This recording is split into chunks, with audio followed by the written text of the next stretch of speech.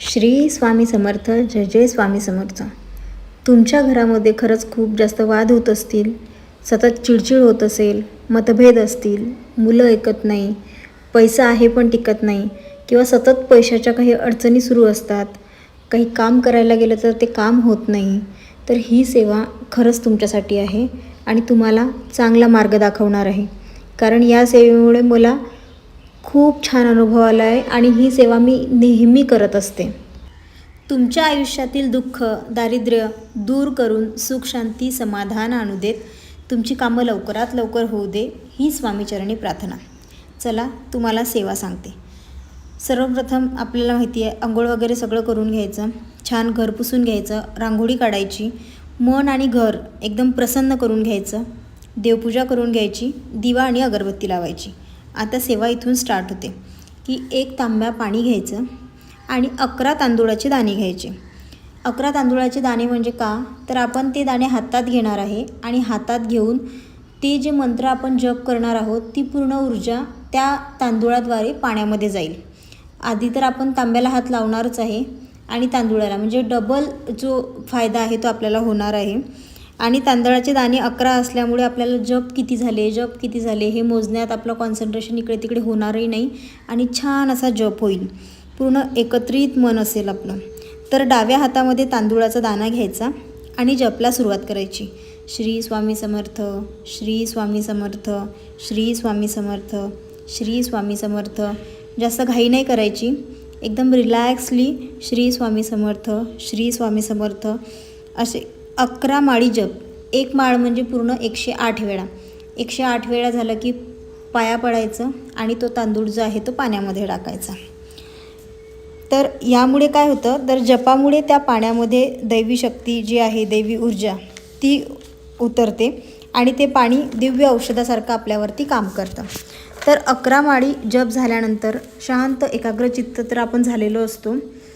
तर तेव्हा हात जोडायचे आणि स्वामींना म्हणायचं, हे स्वामीराया, माझ्या घरात खूप अडचणी आहेत.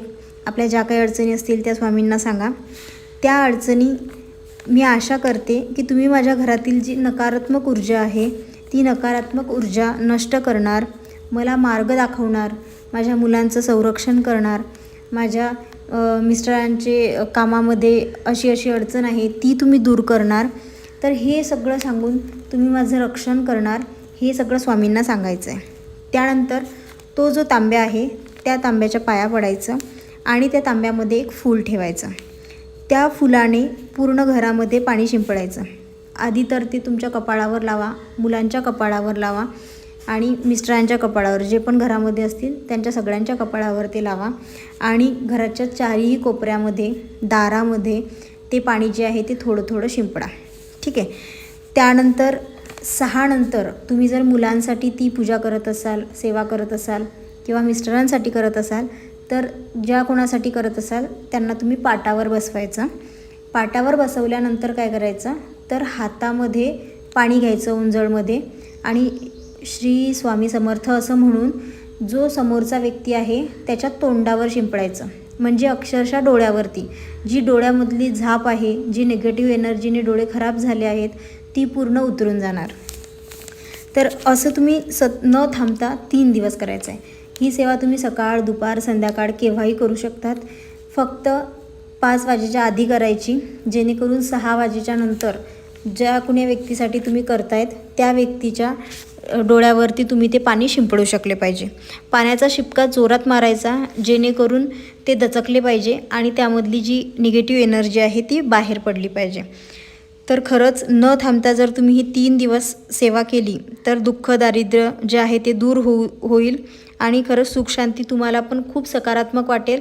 आणि याचा जो अनुभव आहे तुम्ही मला नक्की सांगणार की या सेवेमुळे मला खरंच छान अनुभव आला. कारण जेव्हा पण माझ्या खूप अडचणी असतात किंवा काही कामं होत नाहीत किंवा काहीही प्रॉब्लेम असेल, कामामध्ये मन लागत नाही, खूप साऱ्या गोष्टी आहेत, तेव्हा मी ही सेवा करत असते. 11 माळी जप करते. 11 माळी जप केल्यानंतर ही सगळी प्रोसेस करते. दुसऱ्याच दिवशी तुम्हाला छान अनुभव येतो, घरामध्ये खूप प्रसन्न वाटतं आणि ही सेवा जी आहे ही सेवा तुम्ही खरंच करून बघा एकदा.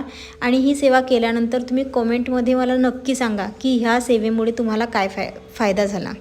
तर आशा करते तुमचं दुःख दारिद्र्य दूर होईल, तुमच्या घरामध्ये सुख शांती समृद्धी येईल, सकारात्मकता वाढेल आणि तुमची पेंडिंग पडलेली जी कामं आहेत ती कामं सगळी मार्गी लागतील. श्री स्वामी समर्थ. जय जय स्वामी समर्थ.